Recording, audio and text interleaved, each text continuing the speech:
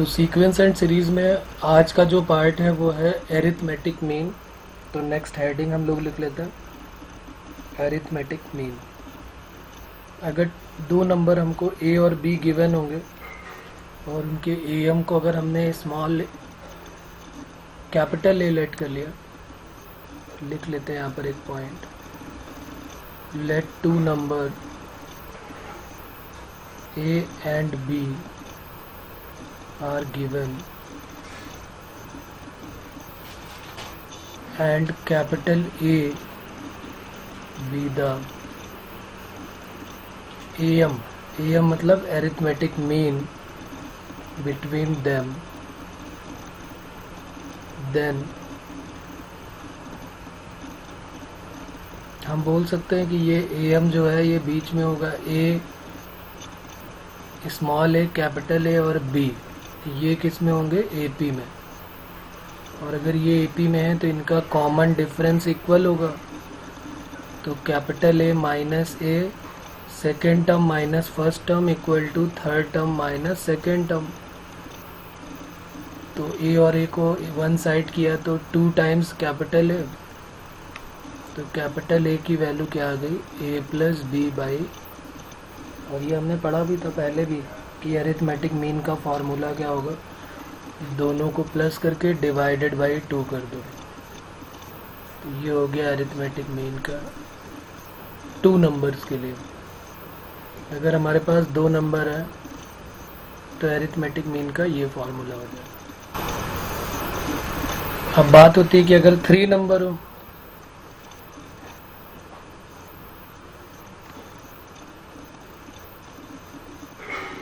और अगर उनका एम हमने लेट कर लिया वो ए है, तो ए इक्वल टू अब क्या हो जाएगा, A plus B plus C by 3। तो ये हो जाएगा 3 नंबर के लिए। तो अगर n नंबर की बात होगी तो ये बात समझ में आ रही कि जितने भी टर्म होंगे उनको प्लस करेंगे divided by total number of term. Similarly अगर हमारे पास A1, A2, A3 से लेके AN तक नंबर है और उनका AM हमने A लेट कर लिया, तो A इक्वल टू क्या हो जाएगा, A1 plus A2 plus A3 up to AN divided by क्या हो जाएगा, N। N नंबर का अगर हम अरिथमेटिक मीन निकालेंगे तो ये फॉर्मूला होता है। जितने भी नंबर है उनको प्लस करना है divided by total number of term.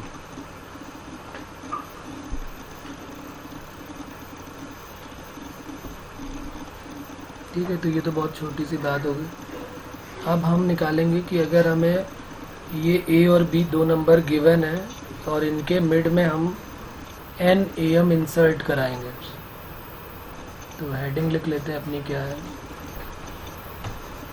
to insert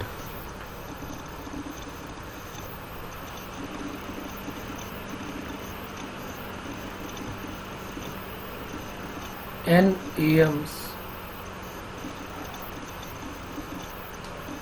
between 2 number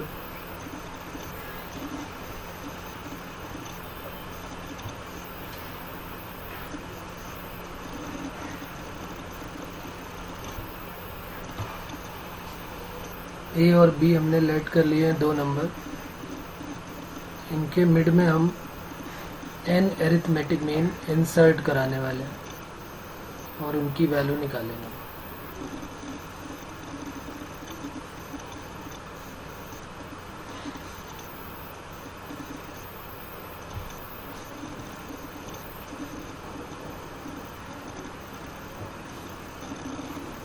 ये जो n अरिथमेटिक मीन है उनको हमने A1, A2, A3 लेट कर लिया।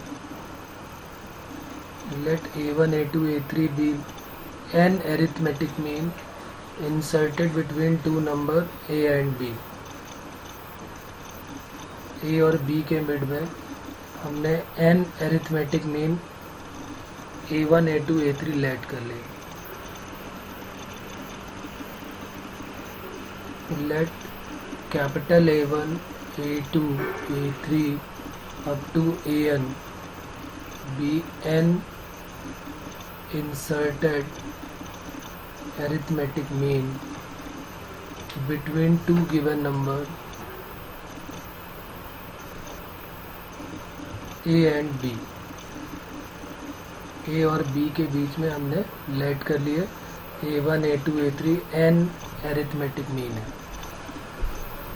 तो पहला नंबर हो जाएगा a, फिर आ जाएगा a1 a2 a3 से लेकर an और लास्ट टर्म b। ये किस में होंगे? AP में होंगे। हमें इन्हीं सब की वैल्यू फाइंड आउट करनी है, a1 की, a2 की, a3 की। हमसे कहेगा कि भाई दो नंबर है 5 और 45, इनके बीच 5 अरिथमेटिक मीन इंसर्ट किए गए हैं, उनकी अलग अलग वैल्यू बताओ कि 5 मीन क्या क्या होंगे। कभी कभी उनकी अलग अलग वैल्यू पूछेगा और कभी कभी उनका सम पूछेगा। तो सम के लिए भी एक रिजल्ट है, उसको भी हम डिराइव करेंगे।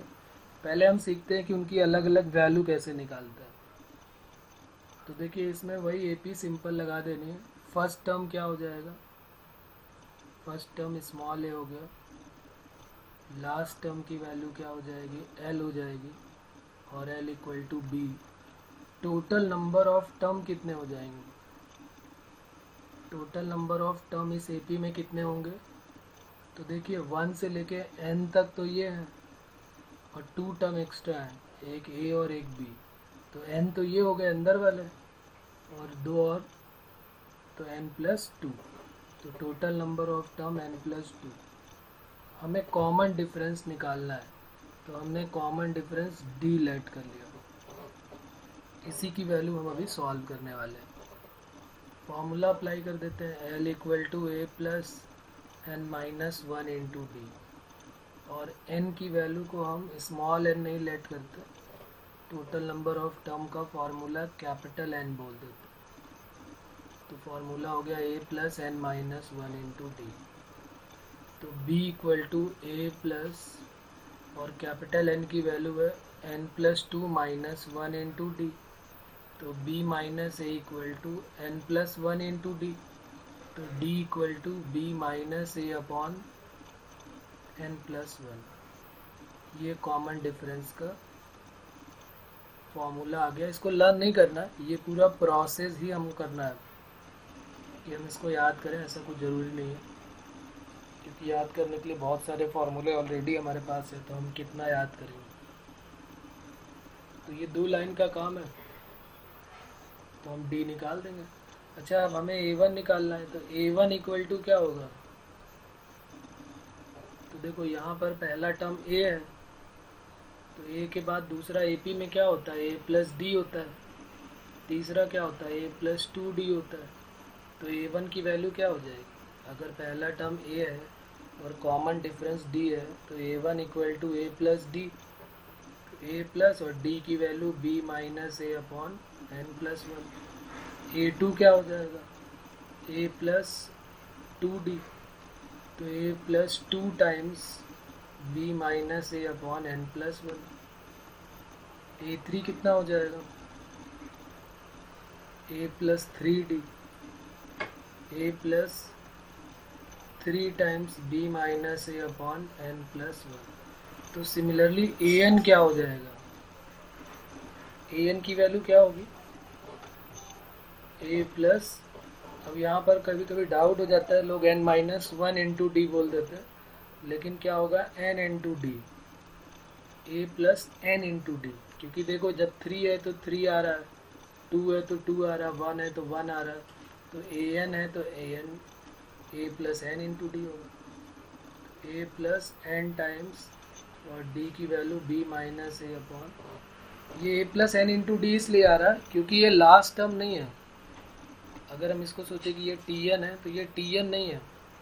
देखो ना यहाँ पर An जो है वो सेकेंड लास्ट टर्म है, Tn या लास्ट टर्म तो B है, तो इसलिए इसमें यहाँ पर डाउट नहीं होना चाहिए।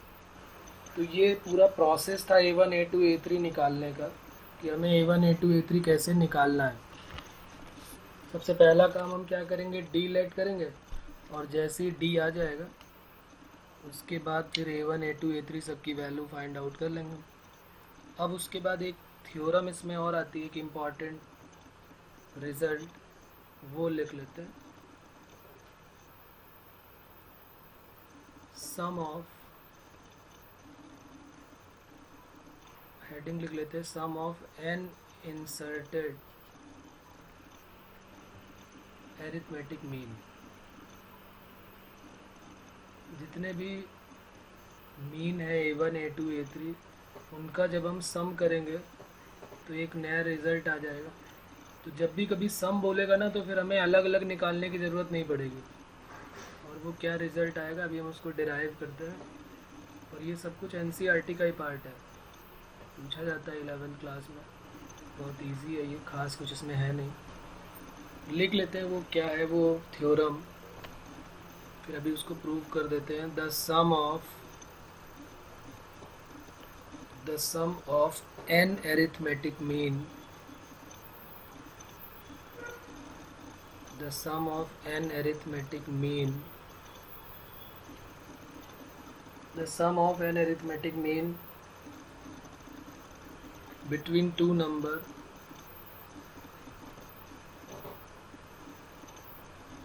is n times the single am between them।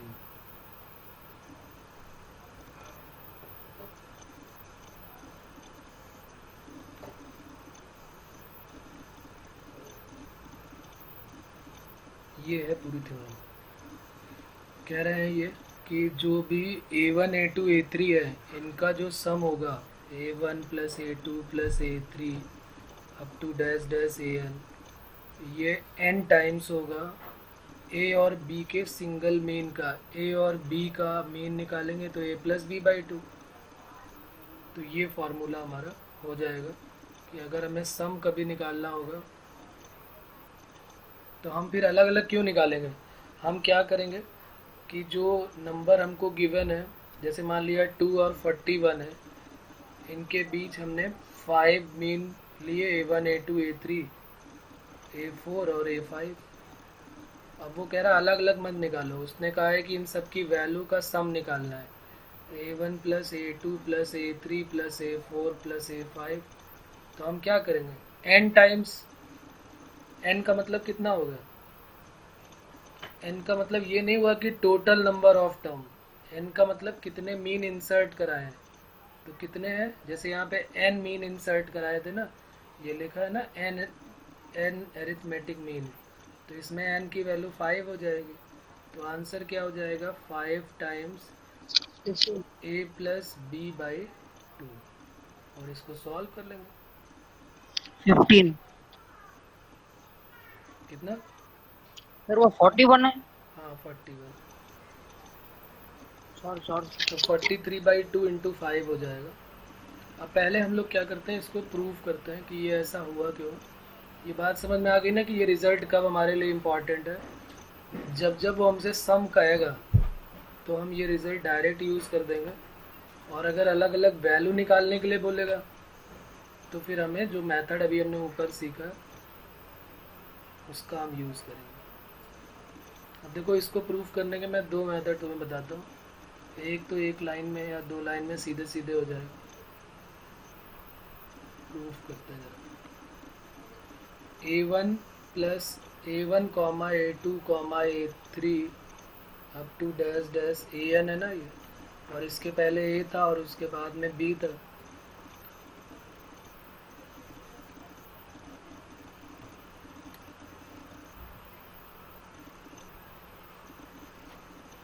तो अब हम क्या कर रहे हैं, हमें A1, अच्छा ये बताओ ज़रा एक बात कि जो A प्लस बी है, इसकी वैल्यू किसकी इक्वल होगी।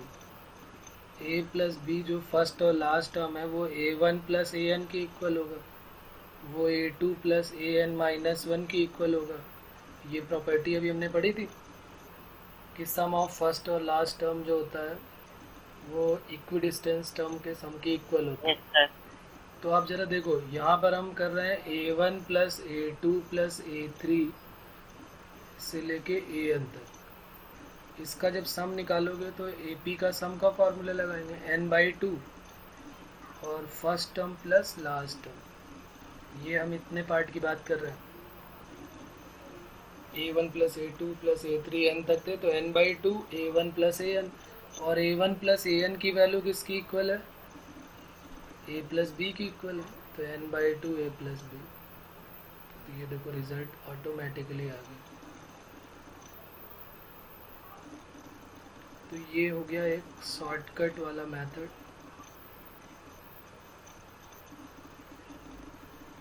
एक थोड़ा बड़ा स्कूल लेवल का मेथड भी कर लेते हैं। उसमें क्या था, अभी जो हमने a1 a2 निकाले थे, लास्ट स्टेप बता दो ना। कहाँ पर? ये जो हम लोगों ने a1 प्लस a2 की जगह a प्लस भी रखा है। देखिए यहाँ पर हमने क्या किया है, हाँ सर। हमारे पास a1 a2 a3 से लेके an तक तो टर्म थे, a और b पहला और आखिरी टर्म था, तो हमें सिर्फ इतने टर्म का सम निकालना था, ये वाले टर्म। तो इसमें टोटल n टर्म है, तो फार्मूला क्या होता है AP के सम का n/2 a प्लस l। ये फार्मूला हमने सम का पढ़ा हुआ है, sum of AP equal to n/2 a plus l। a की वैल्यू ये और l की वैल्यू ये। और अगर आपको याद हो तो हम लोगों ने अभी किया था कि जो फर्स्ट टर्म और लास्ट टर्म का सम होता है वो सेकंड और सेकंड लास्ट के इक्वल होता है, वो थर्ड और थर्ड लास्ट के इक्वल होता है। हमने एक फार्मूला जो सम का प्रूव भी किया था जिसमें a plus L n times तक आया था, तो ये वही काम किया है। तो a1 प्लस a2 की जगह a1 प्लस an की जगह a प्लस b रख दिया। इन दोनों का जो सम होगा a और b का, वो a1 प्लस an के इक्वल होगा, वो a2 प्लस an माइनस 1 के इक्वल होगा, तो वही रख दिया गया। ठीक है, तो एक तो ये बिल्कुल छोटा सा मेथड हो गया। एक और मैं बताता हूँ थोड़ा बड़ा, जो हम लोगों ने अभी ऊपर किए हैं ना, सब a1 a2 a3 निकाले हैं, इन्हीं सबको हम प्लस कर देते हैं। a1 की वैल्यू आई थी a plus b minus a upon n plus 1। यहाँ पर लिख लेते हैं, a1 की वैल्यू आई थी a plus b minus a upon n plus 1। a2 की value similarly a plus 2 times b minus a upon n plus 1। Similarly an की value a plus n times b minus a upon n plus 1। जरा इनका sum करते हैं sir. Sum of n inserted AMs a1 plus a2 plus a3 up to an क्या हो जाएगा? अब देखो यहीं पे थोड़ा डायरेक्ट समझो, जब हम सबको प्लस करेंगे तो एक a यहाँ पर आया है, एक a यहाँ पर आया है, फिर एक तीसरे से a मिलेगा, एक लास्ट से एंड से a मिलेगा, तो a करके कितने टाइम्स तक आ जाएगा? n टाइम्स तक, क्योंकि n टर्म की बात हो रही है ना।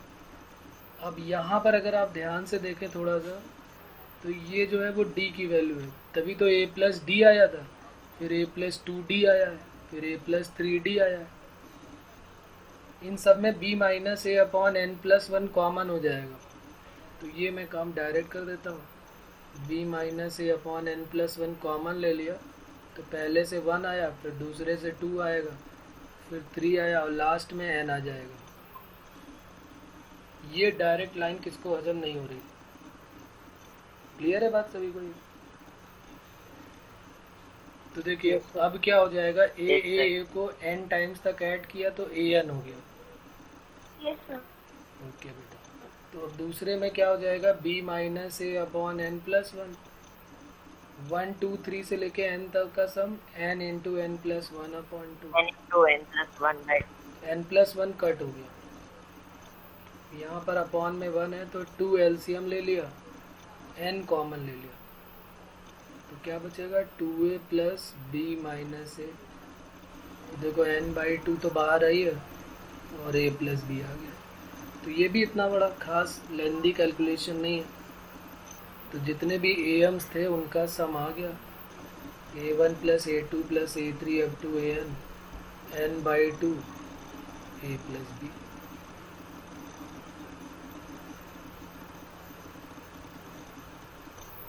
तो जब भी कभी हमसे सम के लिए बोलेगा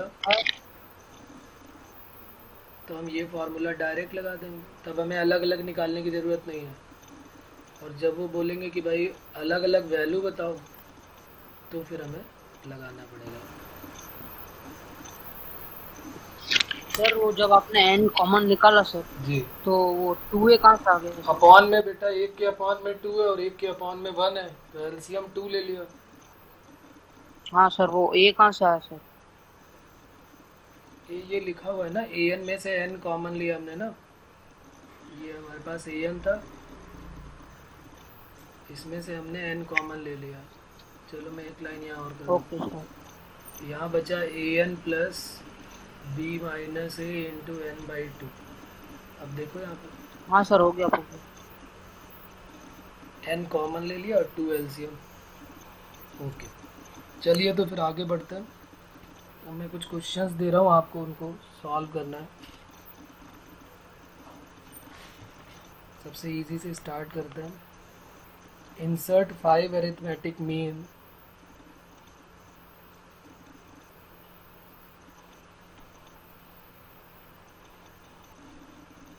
insert 5 arithmetic mean between 5 and 29। 5 और 29 के बीच में n अरिथमेटिक मीन इंसर्ट कराना है।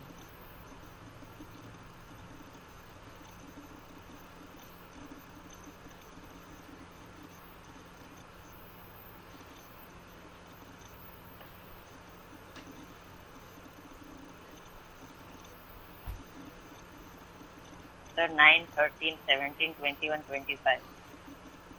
गुड।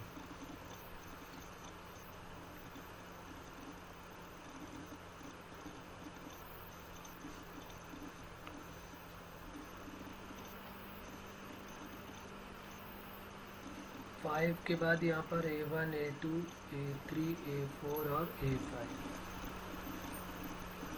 चलिए, बाकी लोगों ने भी किया, आ रहा है समझ में सबको? ए की वैल्यू 5 हो गई, एल की वैल्यू 29 हो गई। टोटल नंबर ऑफ टर्म कितने हो जाएंगे?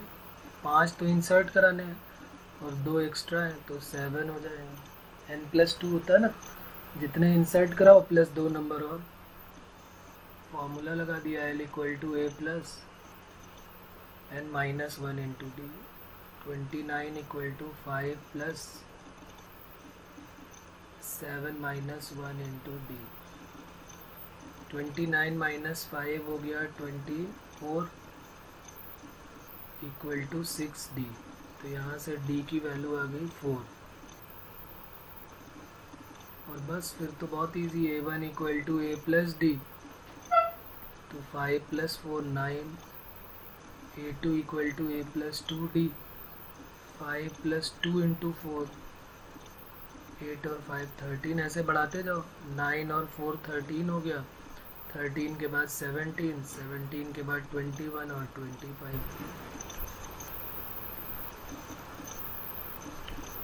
क्योंकि सारे एपी में है, तो अगर हमें पता चल गया, कॉमन डिफरेंस पता चल गया, तो हम सीरीज निकाल सकते हैं easily.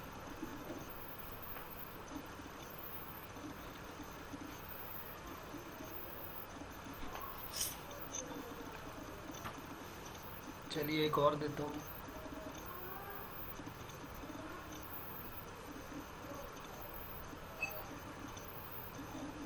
If 11 am are inserted between 28 and 10, then find the number of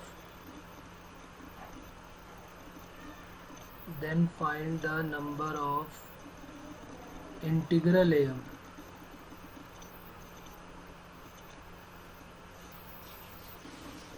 जितने भी इंटीग्रल एम है सिर्फ वही बताने हैं हमको, और वो भी नंबर ऑफ बताने हैं।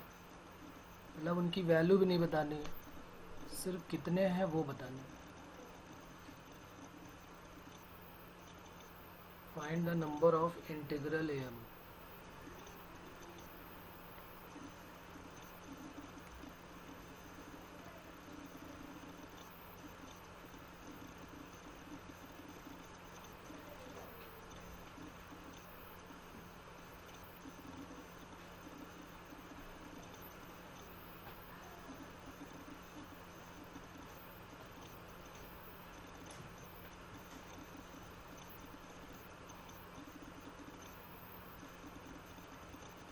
सर 5.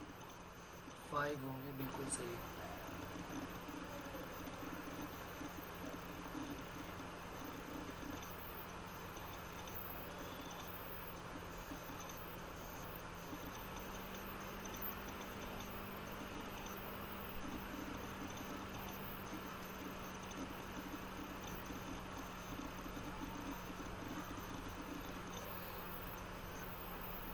तो देखिए इसमें कैसे जल्दी से हम आंसर निकाल देते हैं। 28 और 10 के मिड में हमें लेना है, तो हमने 28 ले लिया, फिर A1 A2 A3 करके 11 AM लेने, तो ये 11 हो गया और यहाँ पर हो गया 10, ये AM हो गया। अब सबसे पहला काम तो हमें D निकालना है। तो D वैसे भी हमें फार्मूला भी याद है, B minus A upon N plus 1। ये अगर हम सॉल्व भी करना चाहें तो L equal to A plus N minus 1। तो N है कितने, 11 और 12 13 माइनस 1 और इंटू D। तो D की वैल्यू क्या आ जाएगी, माइनस 18 अपॉन 12, 6 3 ज़ा और 6 2 ज़ा। बस यहीं से हमको आइडिया हो जाएगा। जैसे D मिल गया ना, तो हमें इंटीग्रल AM चाहिए। तो देखो ये सब लिखने की या सॉल्व करने की हमें ज़रूरत ही नहीं पड़ेगी। A1 होगा A प्लस डी, A2 होगा A प्लस 2D, फिर A3 होगा A प्लस 3D, लास्ट में A11 होगा A प्लस 10D। हाँ जी सर n तो 13 होगा ना n की वैल्यू, हाँ 13 होगा सर, तो 13 प्लस 1 होगा ना 14। नहीं, A plus N minus 1 into D।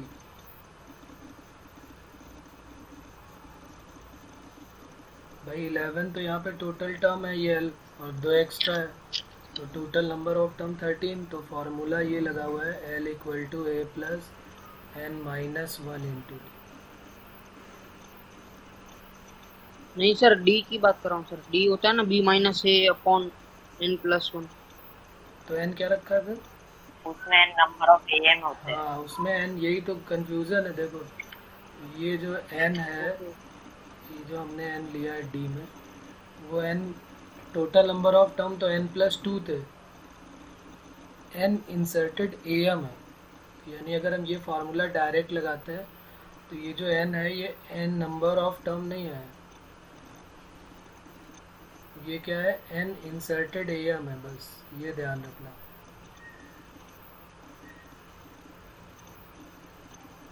Okay sir.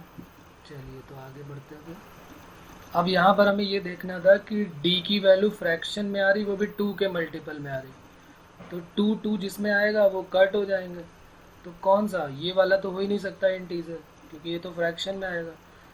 ये 2D जिसमें आएगा, फिर जिसमें 4D आएगा वो, फिर जिसमें 6D आएगा, 8D आएगा और 10D आएगा, तभी तो 2 कट होंगे। बाकी तो और किसी में बच, सब में बचने वाला है, और तो किसी में कट होगा नहीं। तो ये टोटल कितने हो गए, 1 2 3 4 और ये 5। तो नंबर ऑफ इंटीग्रल AM साथ इक्वल टू 5। चलिए अब अगला क्वेश्चन करते हैं फिर एक और।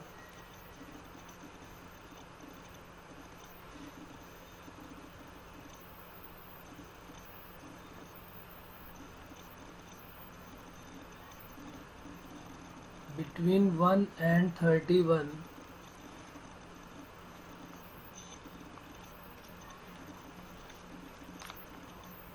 M, इस तरह लिखते हैं, between 1 and 31 are inserted M arithmetic mean so that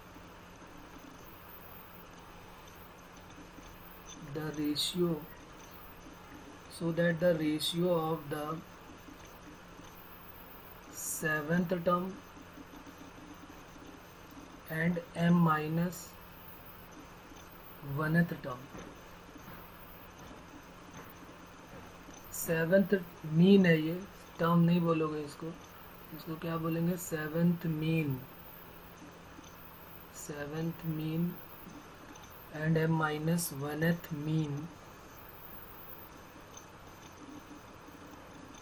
is 5:9, then m equal to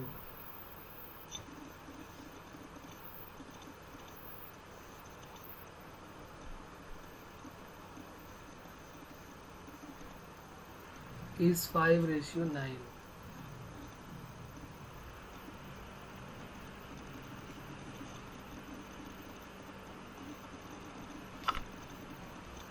m की वैल्यू क्या होगी ये बताने।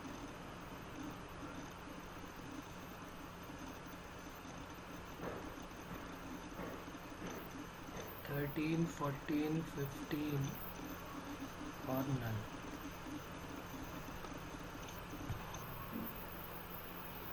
Between 1 and 31 m am insert कराए गए हैं, जिनमें दो का रेशियो गिवन है, और दो कौन कौन से हैं, एक A7 है और एक AM-1 है।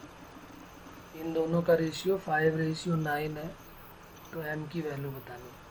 तो हमारा मेन मोटो क्या होना चाहिए, सबसे पहले तो हम वही यूज़ करके d निकालेंगे।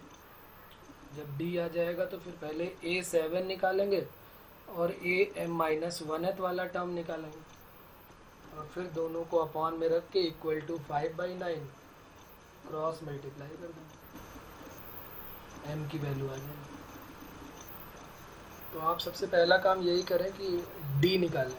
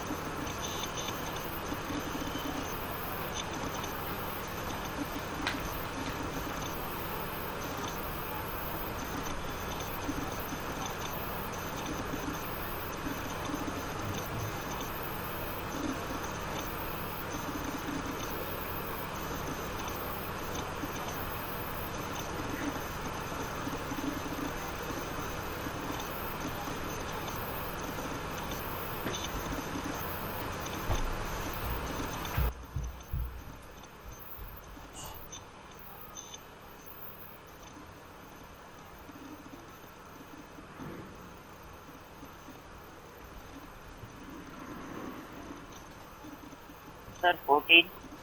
m equal to 14, correct. yes sir 14। Correct. तो देखिए बाकी लोगों को मैं बता देता हूँ। तो 1 है और उसके बाद A1, A2, A3 से लेके AM तक इंसर्ट कराने थे। बीच में A7 भी होगा, AM-1 भी होगा और AM होगा और 31। तो पहले D निकालना है।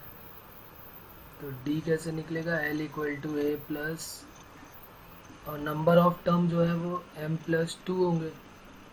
तो D की वैल्यू आ जाएगी 30/m+1। अब हमें क्या करना है, A7 जो कि होगा A+7D, तो A+7D, तो A की वैल्यू है 1 और 7D की वैल्यू 30/m+1। इसको थोड़ा सॉल्व कर लेते हैं। m+1 एलसीएम ले लिया, m+1 + 7 3 = 21, m+211 whole divided by m+1। अब AM-1 भी निकाल देते हैं। तो A+m-1 इंटू D, तो 1 + m-1 30/m+1। इसको और सॉल्व कर लेते हैं। m plus 1 plus 30m minus 30 whole divided by m plus 31m minus 29 upon m plus 1। अब इन्होंने जो रेशियो दिया है उसके इक्वल करा देते हैं। रेशियो 5/9 का गिवन है, तो ये हो जाएगा कितना, m plus 211 whole divided by m plus 1, 31m minus 29 whole divided by m plus 5/9। m plus 1 cut करके क्रॉस मल्टीप्लाई कर देते हैं। 9m 9 1 जा 9, 9 1 जा 9, 2 जा 18, 5 1 जा 5, 5 3 जा 15 और 29 इंटू 5 145। 145। यहाँ से m की वैल्यू निकाल दी गई है कितनी, 14। ठीक है, बहुत इजी से सम था। इस टाइप के क्वेश्चन मिलेंगे आपको आपकी एनसीईआरटी की बुक में, इजी है बहुत।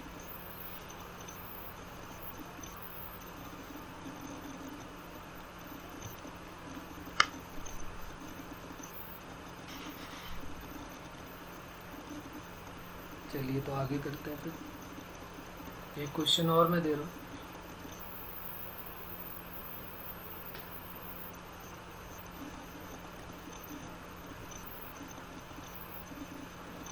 For what value of n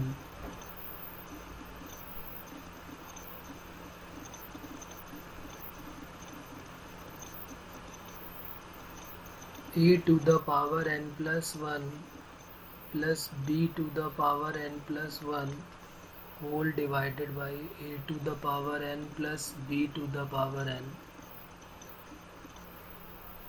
is the arithmetic mean between two number a and b।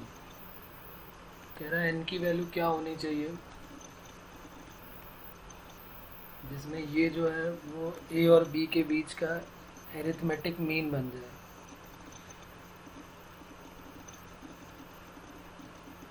तो अगर ये ऑब्जेक्टिव क्वेश्चन होता तो बहुत इजी होता।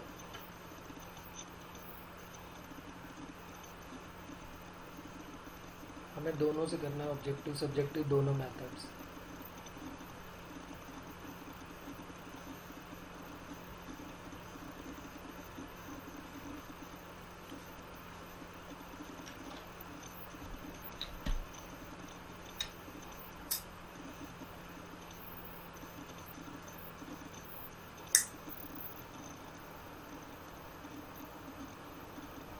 बताओ भाई n की वैल्यू क्या होती जिसमें a और b जो है वो, ये जो सीरीज दी, ये जो मतलब टर्म दिया है ये am बन जाए कुछ 0। हाँ 0। ये क्वेश्चन क्या कहना चाहता है पता है? जिन लोगों को समझ में नहीं आ रहा उनको ही बता दूँ। a और b के बीच का जो एरिथमेटिक मीन होता है वो होता है a प्लस बी बाई 2 अगर a और b है। तो कह रहा है n की वैल्यू क्या हो जिससे ये भी a प्लस बी बाई 2 बन जाए, ये भी जो है वो a प्लस बी बाई 2, मतलब ये दोनों सेम हो जाए। तो अगर ये ऑब्जेक्टिव होता तो बहुत इजी होता है। क्यों? क्योंकि देखो n की वैल्यू जैसे ही तुम यहाँ 0 पुट करोगे तो क्या बन जाएगा, a और यहाँ b और अपॉन में a की पावर 0 क्या होगा 1 और b की पावर 0 1, तो आ जाएगा ना a प्लस बी बाई 2। तो अगर ऑब्जेक्टिव होता तो बहुत इजी होता। अब चूंकि ये सब्जेक्टिव क्वेश्चन है तो हम कैसे करेंगे देखते हैं। हम क्या करेंगे, दोनों को इक्वेट करा देंगे।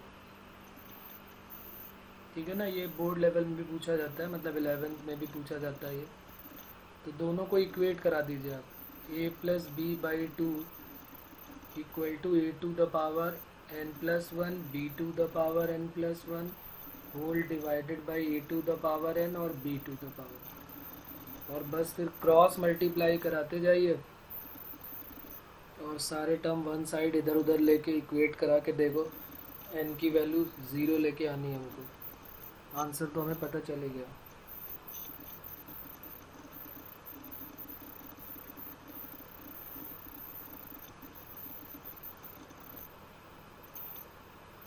तो पहले ए के साथ मल्टीप्लाई करोगे, फिर बी के साथ मल्टीप्लाई करो,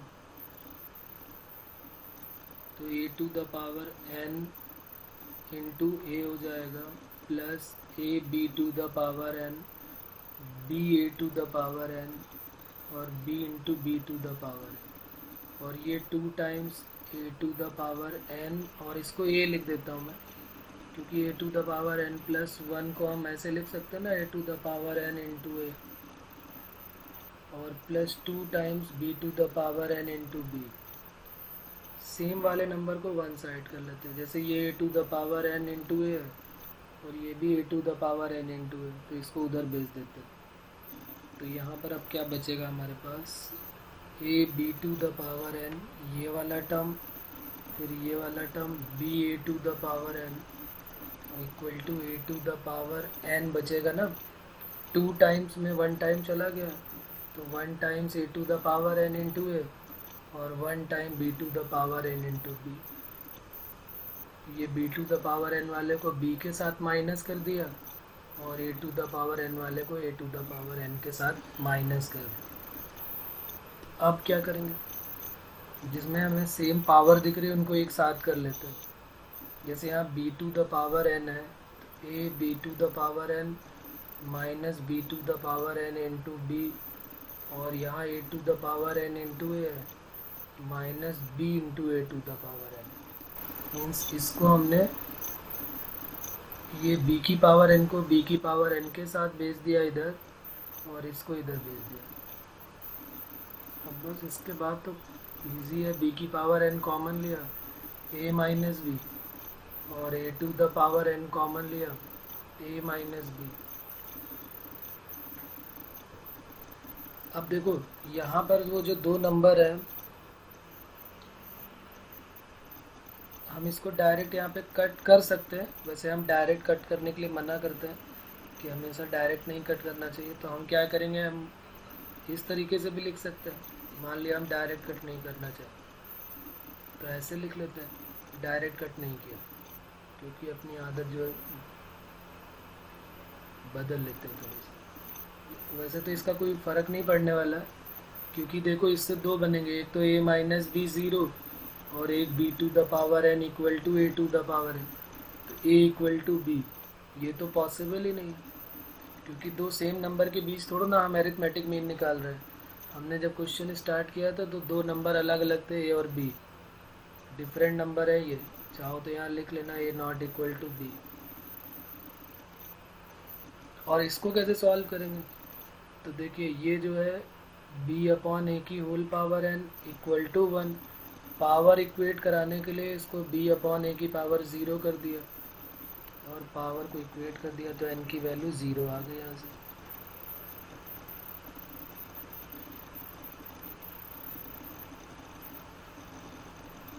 तो ये बात क्लियर है सभी को, इसमें कोई प्रॉब्लम है। एक्चुअली में ये क्वेश्चन ऑब्जेक्टिव में भी पहले कभी आया हुआ है जेई में, और ये एम के लिए भी आया है, जीएम के लिए भी आया है, और एचएम के लिए भी आया है। एक्चुअली में अभी हमने एम तो पढ़ लिया, जीएम एचएम नहीं पढ़ा हुआ है, लेकिन मैं यहाँ पे इम्पॉर्टेंट पॉइंट करके तीनों को एक साथ यहाँ लिख देता हूँ।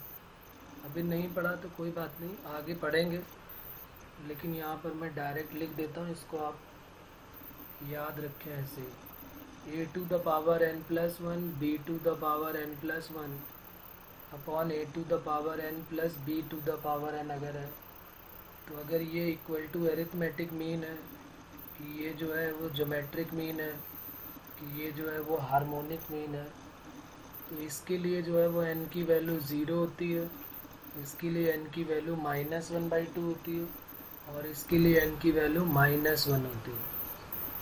ये तीनों यहीं पर लिख लो, हम अभी आगे तो पढ़ेंगे ही कि एरिथमेटिक मीन तो कर लिया है।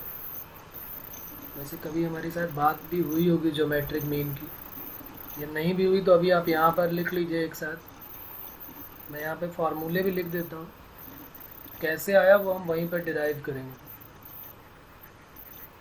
इनको तीनों को एक साथ आप यहीं पर रख लीजिए, और जब भी ऑब्जेक्टिव क्वेश्चन आएगा तो हम n की वैल्यू पुट करके डायरेक्ट चेक कर लेंगे।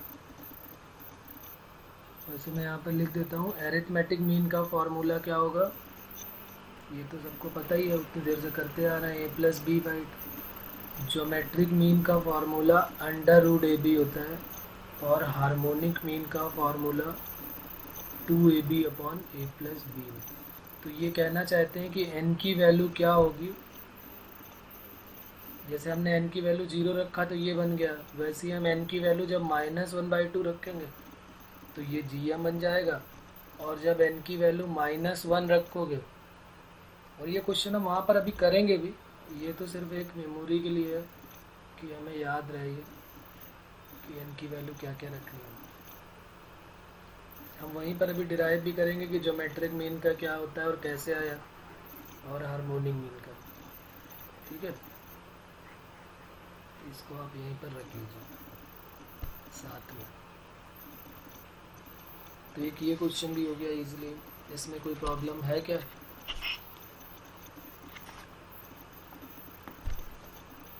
चलिए तो एक और क्वेश्चन करते हैं।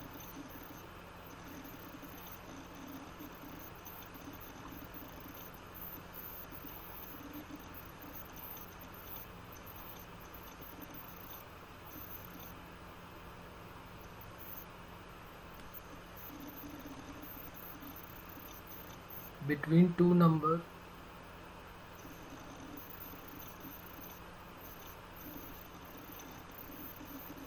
two number whose sum is 13/6, an even number of AMs are inserted. An even number of AMs are inserted if the sum of means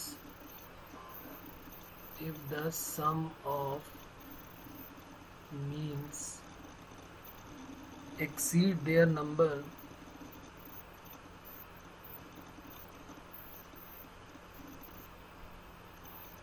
by unity. Find the number of means.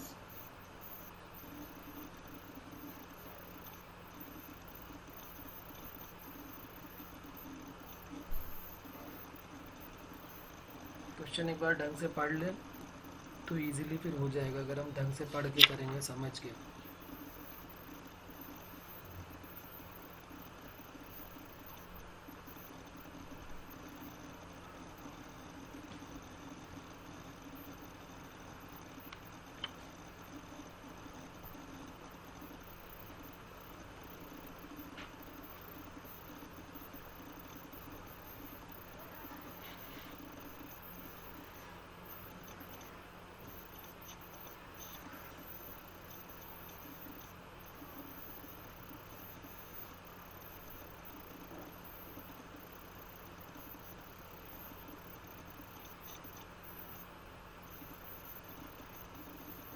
So when बिल्कुल सही, good.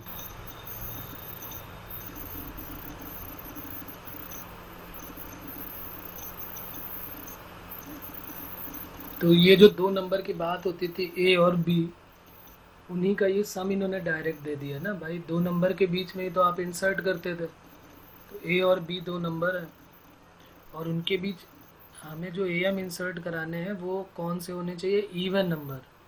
तो हमने इनके बीच में 2n number insert करा दिए। Even होता तो 2n नंबर, ऑड होता तो 2n + 1 नंबर इंसर्ट करा देते। कौन कौन से कराए उससे भी मतलब नहीं है, सिर्फ हमें यह है कि हमने इनमें 2n नंबर इंसर्ट करा दिया। 2n नंबर क्यों लिया? क्योंकि उसने बोला है कि even number of term insert कराने हैं। और एक कंडीशन दी है कि a + b की वैल्यू 13/6 है। दूसरी कंडीशन इन्होंने बोला है, क्या बोला है कि n even number are if the sum of mean. अब देखो यहाँ पर वही फार्मूला यूज हो, sum of means exceed their number by unity. Exceed मतलब बढ़ के आ रहा है, उससे आगे बढ़ रहा है। तो जो उनके बीच का नंबर है, जो एम है ए और बी का, तो वो a प्लस उनका सम क्या होगा? सम ऑफ मीन्स फार्मूला अभी हमने ऊपर पढ़ा था, n times a plus B होता है, लेकिन यहाँ n तो है नहीं, यहाँ 2n है, तो ये 2n टाइम्स हो जाएगा, 2n times a plus B. तो ज़रा इनका a1 प्लस a2 बताओ कितना होगा। a1 प्लस a2 से लेके जितने नंबर ये इंसर्ट कराए हैं उनका जो सम होगा वो होता है n टाइम्स, लेकिन n की जगह यहाँ पे 2n है, और a प्लस बी बाई 2। अभी हमने फार्मूला पीछे डिराइव किया था, तो 2n into A plus B की वैल्यू हो गई 13/6, तो ये हो गया 13n। अब दूसरा उन्होंने क्या बोला है, if the sum of means exceed their number by unity. Sum of जो मीन्स है 13n वो एक्सीड देयर नंबर, तो नंबर 2n है और उससे एक ज़्यादा है, ये बोला है।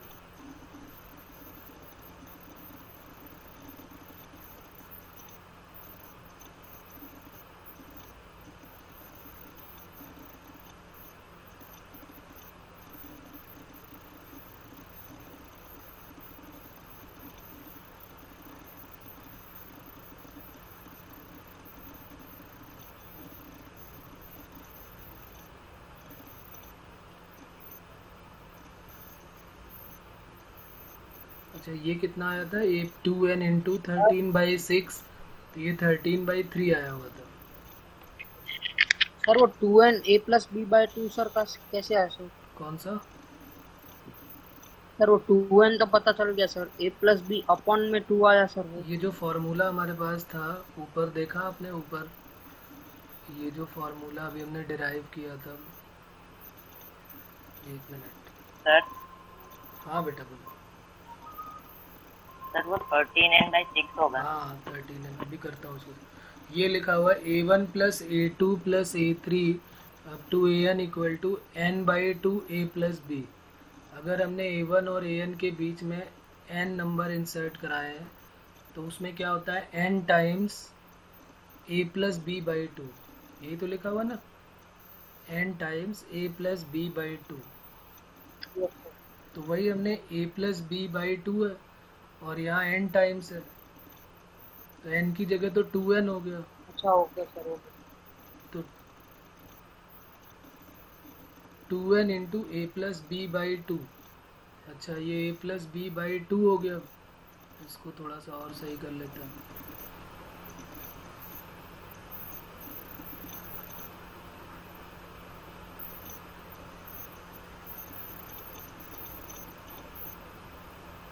अब यहाँ पर लिखते हैं, ये हो गया 2n into A plus B, तो 2 से 2 तो कट हो गया ना, तो n की वैल्यू n रखते हैं, और ये हो गया 13/6, 13/6 और इसकी वैल्यू जो है वो 13/n/6 जो है वो बोला उसने कि जो नंबर है मीन्स के वो 2n है और उससे 1 ज़्यादा।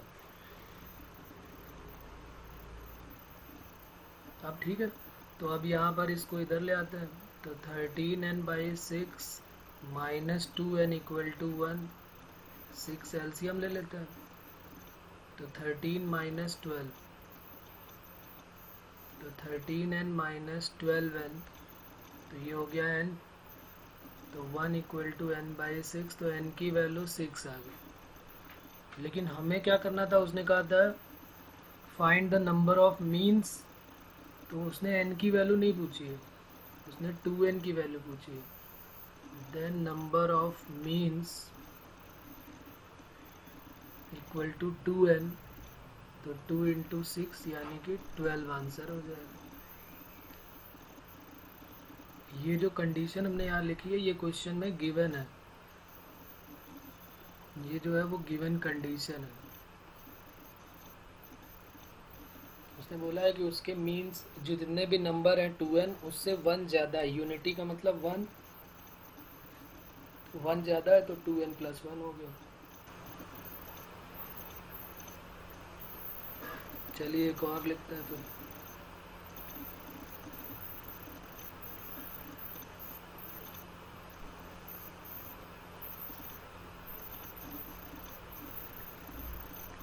Find the relation between x and y such that the rth mean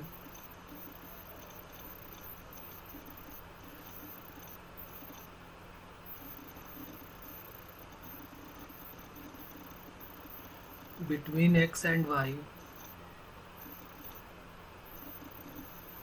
rth mean between x and 2y, rth mean between x and 2y may be same as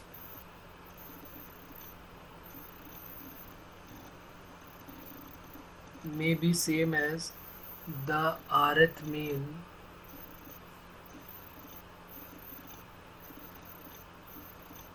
between 2x and y. If n means are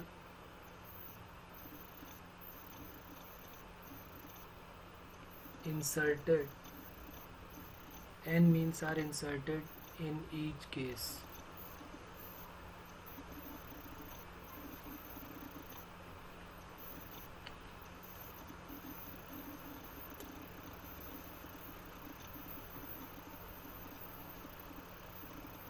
x और y के बीच में हमको relation बताना है, तो x और y तो आएगा ही, साथ में r और n भी आएंगे, क्योंकि rth मीन की बात हो रही है और x और 2y के बीच में n मीन्स इंसर्ट कराया गया है। एक बार क्वेश्चन पूरा पढ़े, इजी है, थोड़ा समझने में टाइम लग सकता है लेकिन है इजी।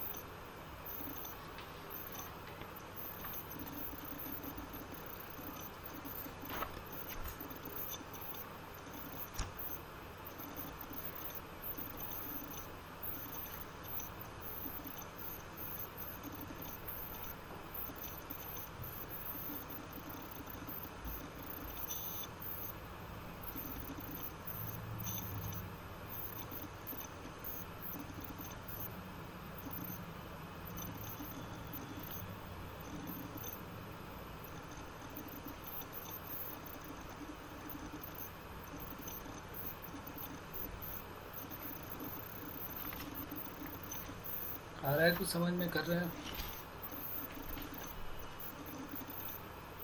Yes sir. ओके।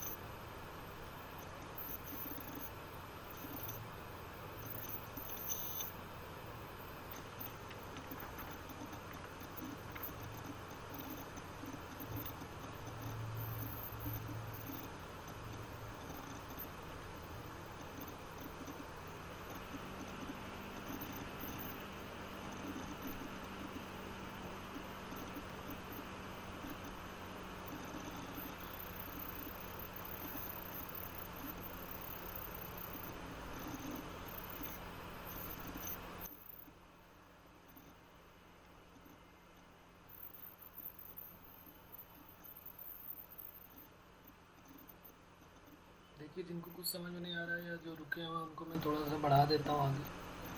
कैसे करेंगे?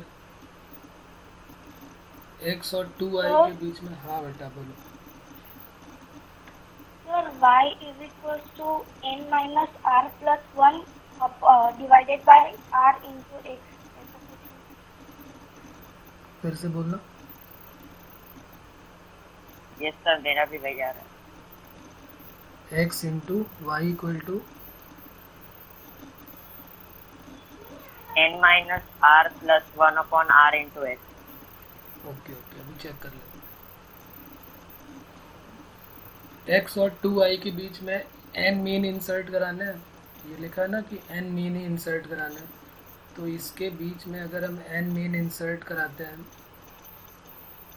इनके बीच में n मीन इंसर्ट कराना है, तो a की वैल्यू x हो जाएगी, l की value 2i, common difference d let कर लिया, और नंबर ऑफ टर्म जो है वो n+2 हो गया। तो formula l equal to a plus n minus 1 into D. तो d की वैल्यू आ जाएगी 2i minus x upon n+1। अब इन्होंने कहा है rth मीन चाहिए, तो ए आर इक्वल टू क्या हो जाएगा, बल्कि ए आर 1 कर लेते हैं। तो क्या हो जाएगा rth मीन इसका a plus r into d. A की वैल्यू है x प्लस आर की वैल्यू r, और d की वैल्यू कितनी है 2i minus x upon n+1। Similarly यहाँ पर भी n मीन है, बस चेंज ये हो गया कि अब a जो है वो 2x, l जो है वो y, नंबर ऑफ टर्म अभी भी n+2 है, और जो कॉमन डिफरेंस है वो d लेट कर लो, d1 लेट कर लो, कुछ भी। तो अब यहाँ से l इक्वल टू क्या हो जाएगा, तो y equal to 2x plus n+2 minus 1 into D, बल्कि d1 लेट कर लेते हैं। तो d1 equal to y minus 2x upon n+1। तो ए आरथ मीन इसका भी चाहिए, तो a प्लस यानी कि 2x plus r into D. तो r की वैल्यू r और d की वैल्यू है y minus 2x upon n+1। अब इन्होंने बोला है कि ये दोनों इक्वल होंगे।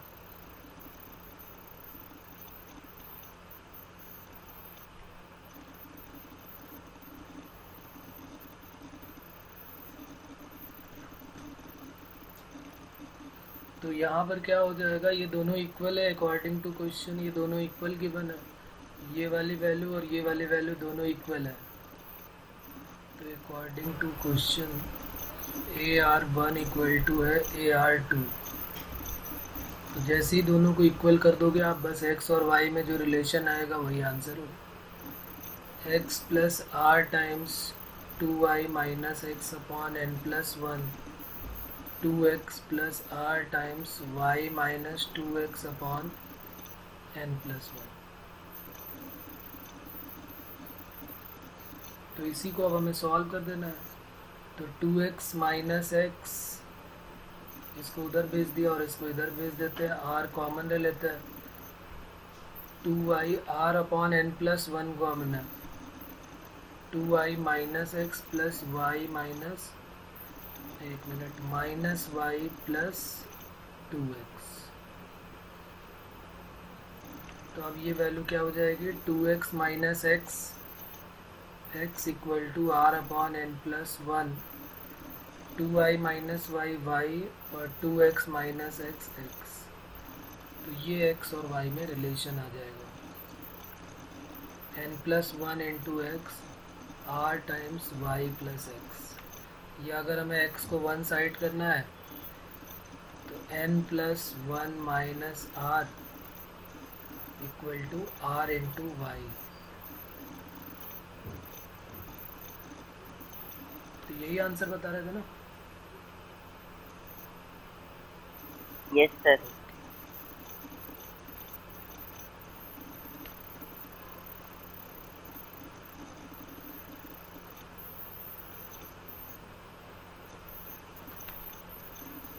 यहाँ हो जाएगा n plus 1 minus r।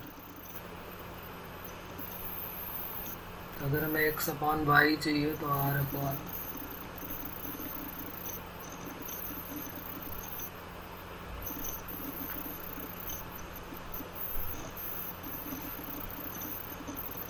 Okay.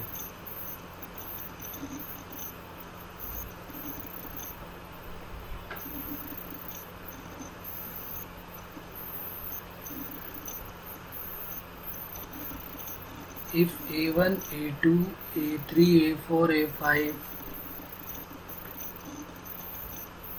are 5 AMs between two numbers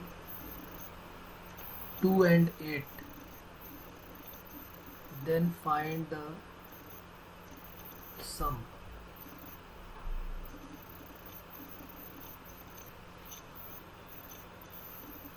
some of AMs। तो बहुत इजी है, तो उनके AM का सम बताना है। सर 25। 25।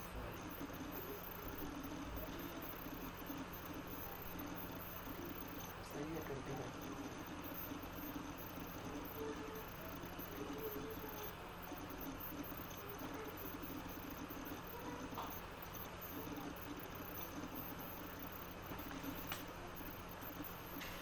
चलिए, तो इसमें AM और AP में इसमें कुछ खास इतना है नहीं, ये तो कर लेंगे ना। सारे लोगों को समझ में आ गया ना ये क्या कैसे आया आंसर। सबका सम चाहिए तो A1 plus A2 plus A4 plus A5, 5 times उन दोनों का AM, तो 5 इंटू 5 25 आंसर हो गया। चलिए, अब थोड़ा अलग क्वेश्चन मैं दे रहा हूँ, इससे रिलेटेड नहीं है, AP से ही रिलेटेड है लेकिन कभी पूछा गया है। Let A1 A2 A3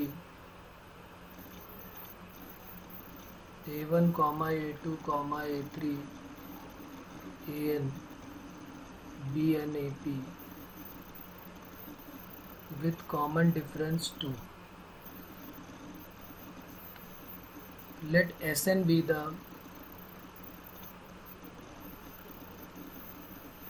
sum of first n term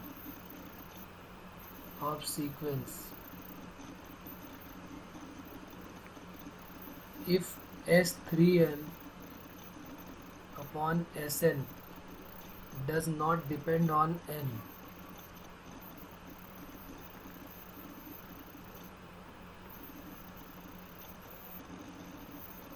Then the sum of first 10 term, then the sum of first 10 term is equal to 100, 125, 150,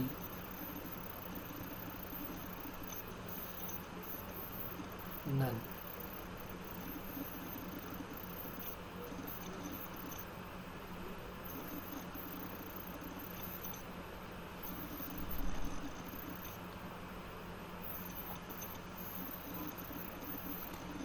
करिए इसको, करिए, ये अच्छा क्वेश्चन है।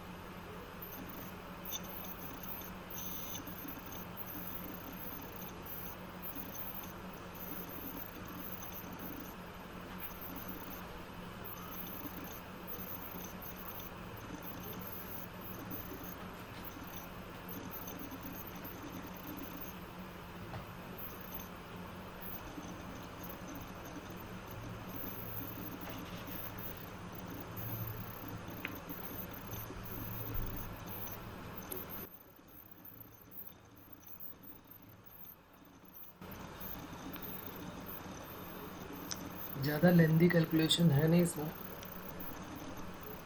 A1, A2, A3 जो है वो AP में है, कॉमन डिफरेंस 2 है।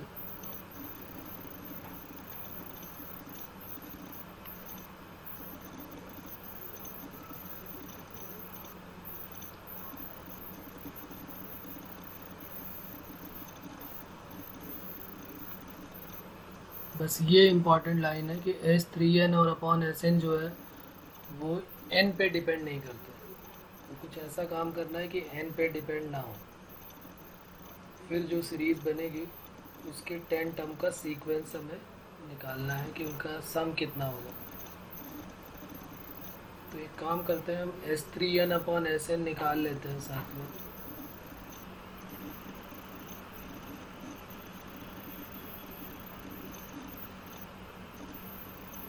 आया क्या बच्चों answer?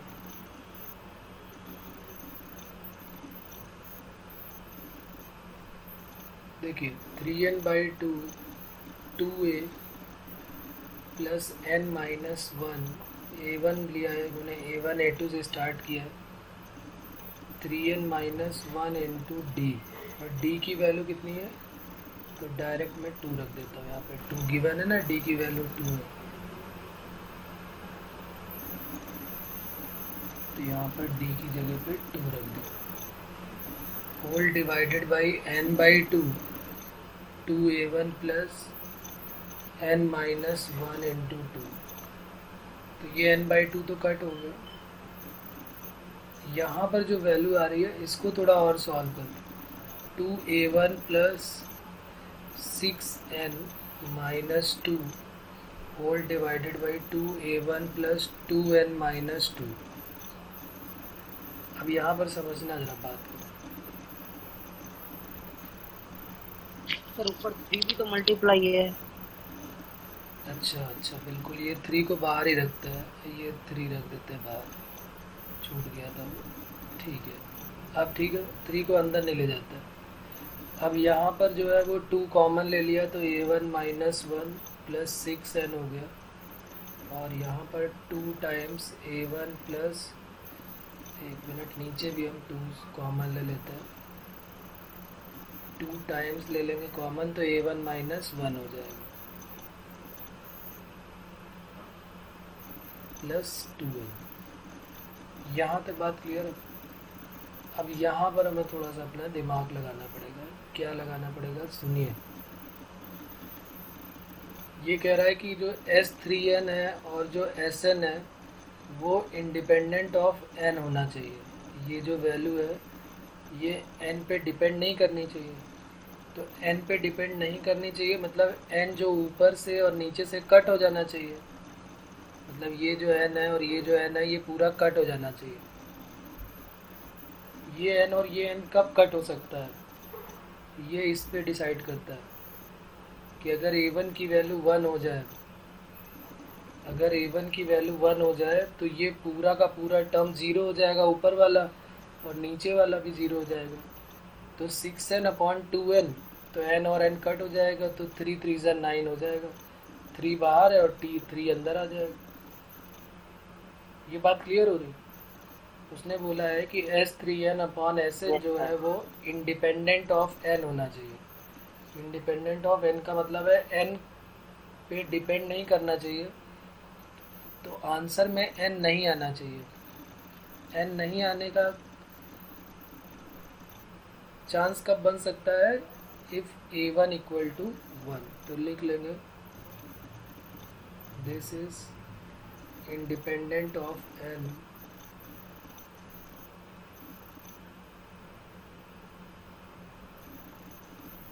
If a1 equal to 1। अगर a1 की वैल्यू 1 हो जाए तो ये इंडिपेंडेंट हो जाएगा। और अगर a1 आ गया, देखिए अगर a1 आ गया और कॉमन डिफरेंस हमको पता ही है कि 2 है, तो सीरीज पता चल जाएगी। 1 आ जाएगा, फिर 3 आ जाएगा, फिर 5, फिर 7, ऐसे करके सीरीज जा रही है। इसका सम निकालना है 10 टर्म का। क्या आंसर होगा इसका,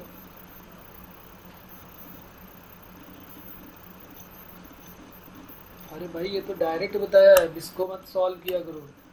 ऑड नंबर मिले उनका डायरेक्ट आंसर बताओ, इवन नंबर मिले उनका अलग आंसर डायरेक्ट बताओ। पर वो a1 की वैल्यू 1 आई, एक बार फिर से बोल। a1 की वैल्यू 1 आ गई ना। अच्छा, कैसे आई a1 की वैल्यू 1? देखिए ऊपर अगर हम ध्यान दें तो ऊपर हमें क्या है, S3n अपॉन Sn जो है वो इंडिपेंडेंट ऑफ n चाहिए। जब तक a1 माइनस 1 रहेगा साथ में तब तक n और n कट नहीं होगा। ऊपर और नीचे कट कब हो सकते हैं, जब ऊपर एक ही टर्म हो और नीचे भी एक ही टर्म हो। प्लस में तो कट हो नहीं सकता ना, तो इसलिए उस टर्म को 0 होना पड़ेगा। जो a1 माइनस 1 है उसको 0 होना पड़ेगा। तो a1 माइनस 1 इक्वल टू 0, तो a1 की वैल्यू 1 आ गई। जैसे ही हम a1 की वैल्यू 1 वहाँ रखेंगे ऊपर और नीचे, तो वो 6n ऊपर बचेगा, नीचे 2n बचेगा, यानी कि n और n कट हो जाएगा। तो हमें n और n कट करने के लिए a1 की वैल्यू 1 रखनी पड़ी, और a1 की वैल्यू पता चल गई, यानी फर्स्ट टर्म पता चल गया, और कॉमन डिफरेंस भी हमको पता है कि 2 है। तो वो सीरीज पता चल जाएगी ना, a plus D, a plus 2d। तो 1 3 5 7 9 ऐसे करके एक सीरीज बन जाएगी। इसमें 10 टर्म का सम निकालना है। ऑड नंबर का सम का फॉर्मूला क्या होता है, Sn equal to n square, odd number के लिए सर 100। तो सीधे सीधे 10 के लिए है तो 10 का स्क्वायर, तो 100 आंसर है। अगर इवन पूछता तो क्या होता है, n इंटू n प्लस 1। ये भी याद रखें आप, इवन नंबर का सम ऑफ ऑड नेचुरल नंबर। और ये है sum of even natural number. और नेचुरल नंबर का सम तो पता ही है, n into N plus 1/2।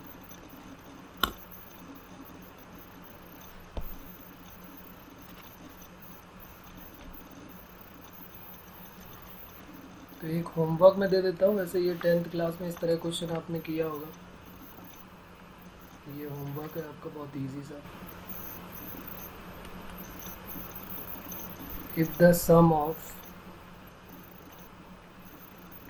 n term of two APs are in the ratio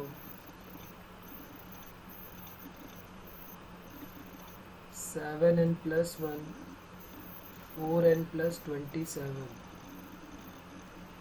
find the ratio of their 11 term।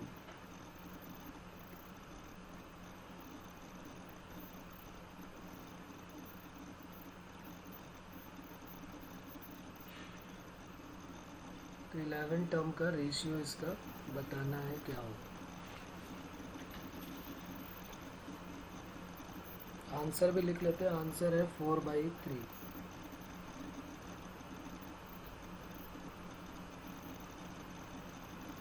ठीक है बच्चों, ओके, बाकी फिर नेक्स्ट टाइम पे करते हैं, मिलते हैं फिर अगले term. Thank you sir, bye sir.